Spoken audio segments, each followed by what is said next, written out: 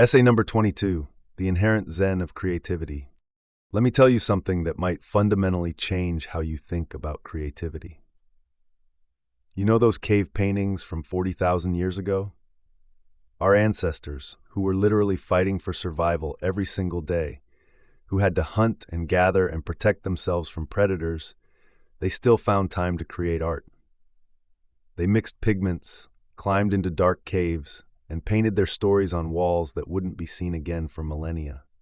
Think about that.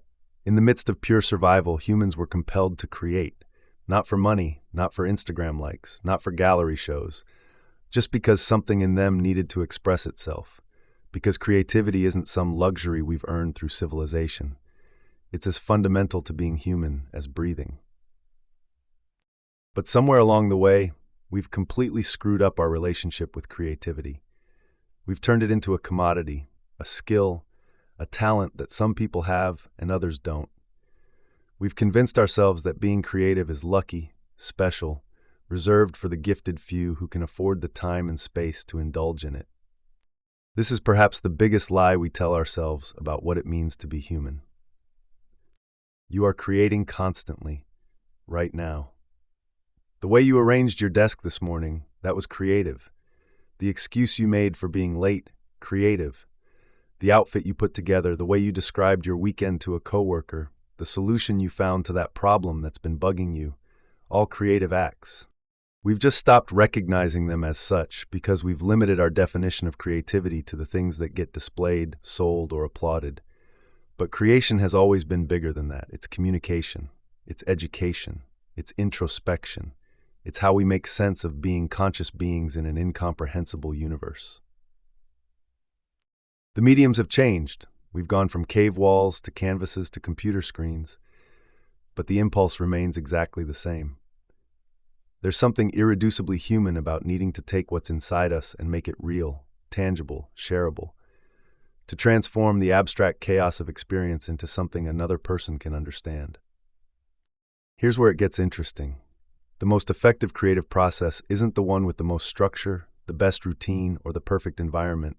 It's the one that follows the principles of Zen: meditation, mindfulness, intuition, non-resistance, non-judgment, the one that gets out of its own way. I learned this the hard way. When I started writing, it wasn't because I wanted to be a writer. It was because I was drowning in pain, and writing was how I could breathe. It was pure survival, like those cave painters.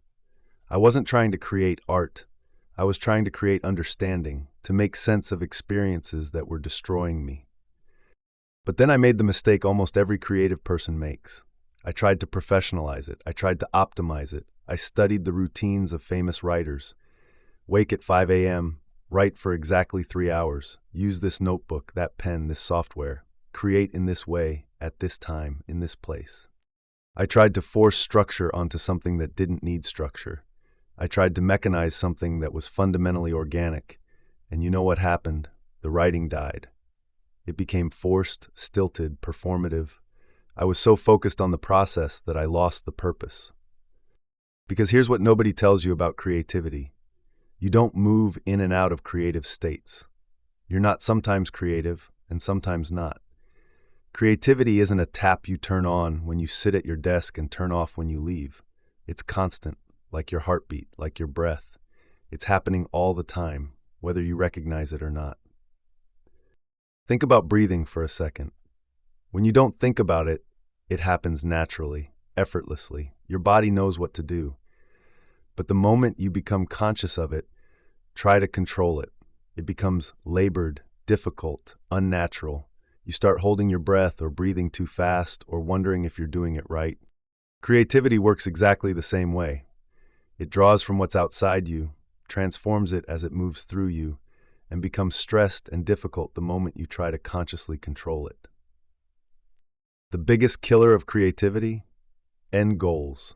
The moment you sit down to write the great American novel, paint a masterpiece, or create something that will change the world, you've already failed. Because you're not creating from your truth anymore. You're creating toward someone else's definition of success. When you have a predetermined destination in mind, you're not following your own creative impulse. You're following a map drawn by someone else. You're trying to recreate something that moved you, inspired you, made you feel something. But that thing worked because it came from someone else's truth. Your version will always feel hollow because it's not yours. Real creativity requires presence. Complete, absolute presence. Not thinking about what you're creating, not worrying about where it's going, not judging whether it's good or bad, just being with whatever is moving through you in that moment and letting it flow out however it wants to. This is pure Zen, observing without judging, being without becoming, creating without attachment to the creation. You know why we resist this? Because real creativity, the kind that comes from your core truth, is terrifying. It shows you exactly who you are. Not who you want to be, not who you pretend to be, but who you actually are.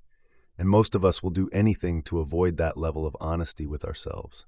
So we reach for structure.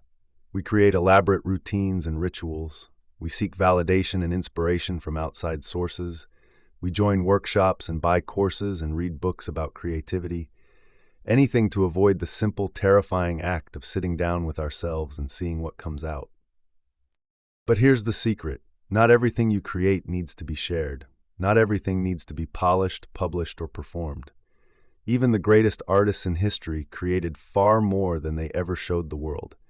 They had sketches, drafts, experiments that never left their studios.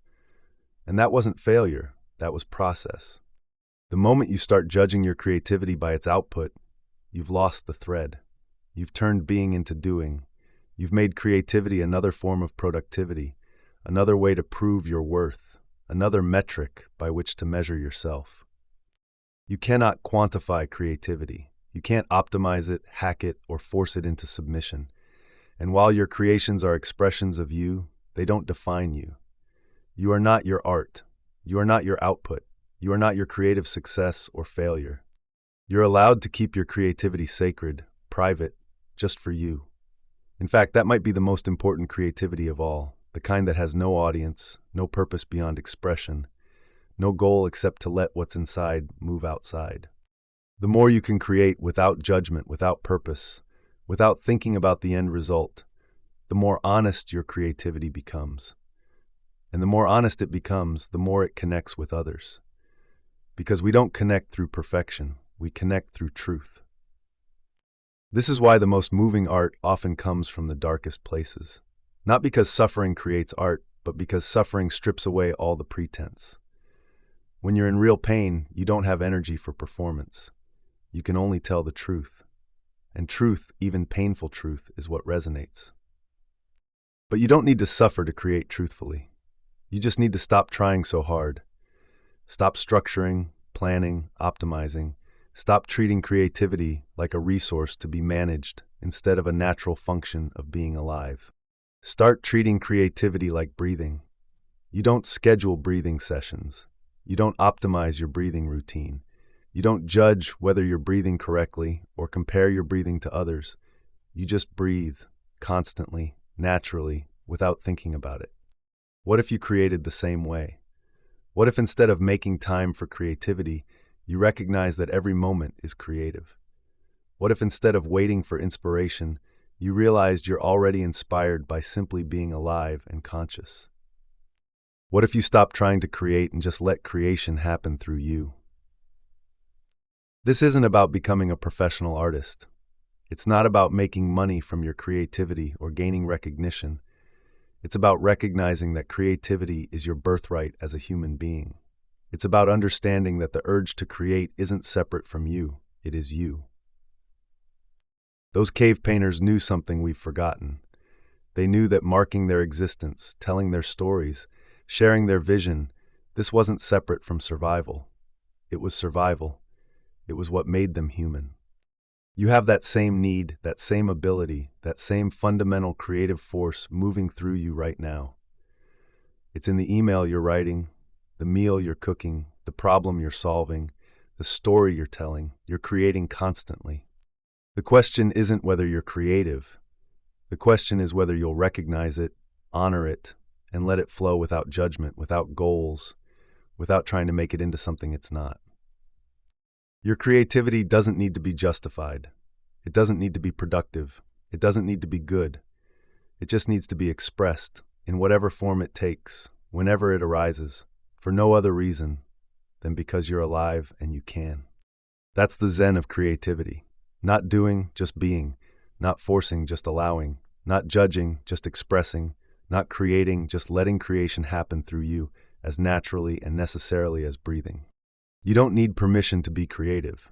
You don't need the right tools, the right space, the right time. You just need to recognize what's already happening and stop getting in its way. The creative force that compelled our ancestors to paint on cave walls is the same force moving through you right now. The only difference is they didn't question it. They just picked up the pigment and painted. What would happen if you stopped questioning and just created? Not for any purpose, not for any outcome, but just because you're human, and that's what humans do. What would happen if you treated creativity not as something you have to earn or achieve or perfect, but as something as natural and necessary as your next breath? That's where real creativity lives. Not in the structured routines of successful artists, not in the perfect environment or the right tools or the ideal mindset, but in the simple recognition that you're already creative, you've always been creative, and you always will be creative. Because creativity isn't something you do, it's something you are.